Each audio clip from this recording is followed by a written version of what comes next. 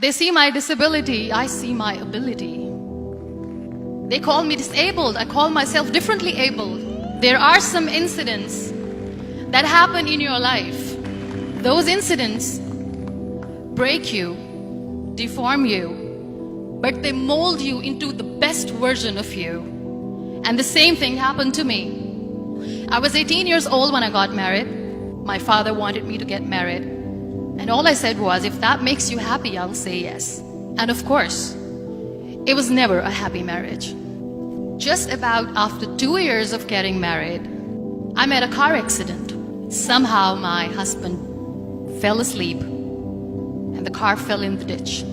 He managed to jump out, saved himself. I'm happy for him. But I stayed inside the car and I sustained a lot of injuries. The list is a bit long, don't get scared. The wrist was fractured.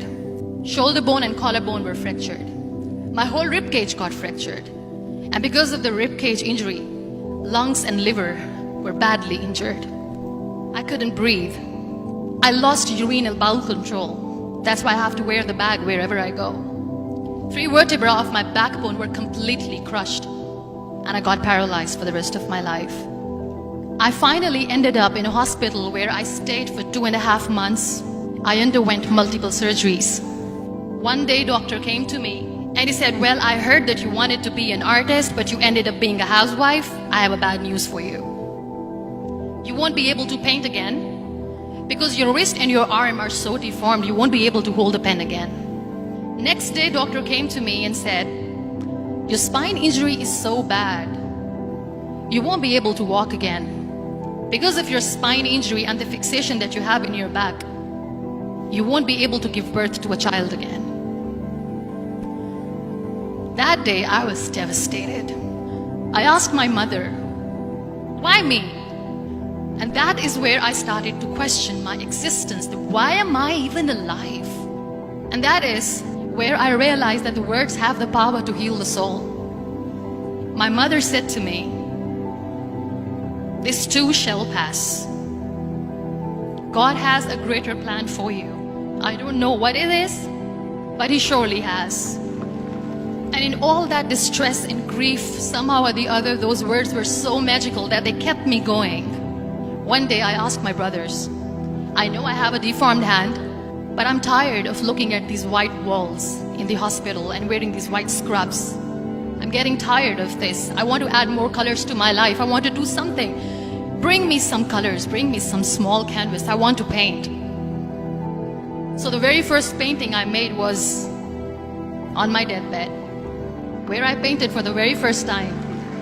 It was not just an art piece or just my passion. It was my therapy.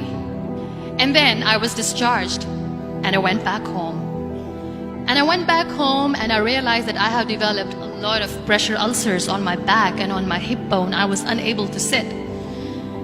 There were a lot of infections in my body, a lot of allergies. So doctors wanted me to lie down on the bed straight for not 6 months, for not 1 year, for 2 years. I was bedridden, confined in that one room, looking outside the window, listening to the birds chirping, and thinking maybe there will be a time when we'll be going out with the family and enjoying the nature. That was the time where I realized how lucky people are. That is the time where I realized that the day I'm going to sit, I'm going to share this pain with everyone to make them realize how blessed they are, and they don't even consider them lucky. That day I decided that I'm going to fight my fears. We all have fears. Fear of unknown, fear of losing people, fear of losing health, money. We want to excel in career, we want to become famous, we want to get money. We are scared all the time. So I wrote down one by one all those fears. And I decided that I'm going to overcome these fears one at a time. You know what was my biggest fear? Divorce. I was trying to cling on to this person who didn't want me anymore, but I said no. I have to make it work. But the day I decided that this is nothing but my fear, I liberated myself by setting him free. And I made myself emotionally so strong that the day I got the news that he's getting married, I sent him a text that I'm so happy for you and I wish you all the best. And he knows that I pray for him today. Number 2 was, I won't be able to be a mother again. And that was quite devastating for me.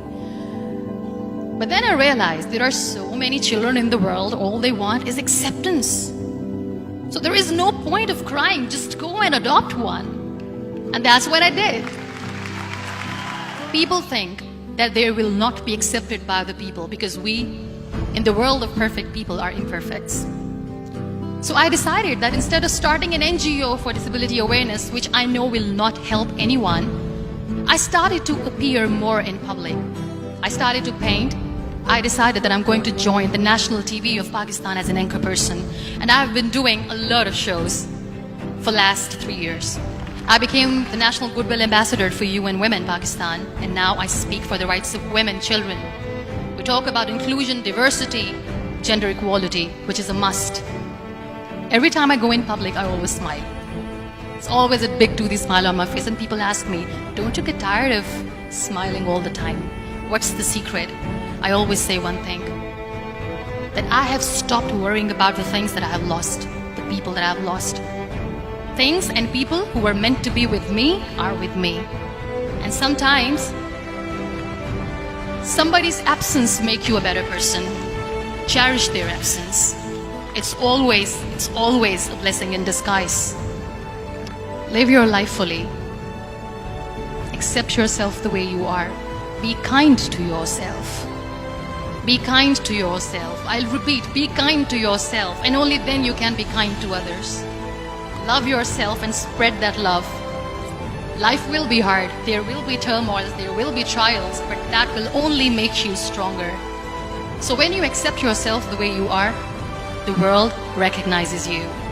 It all starts from within.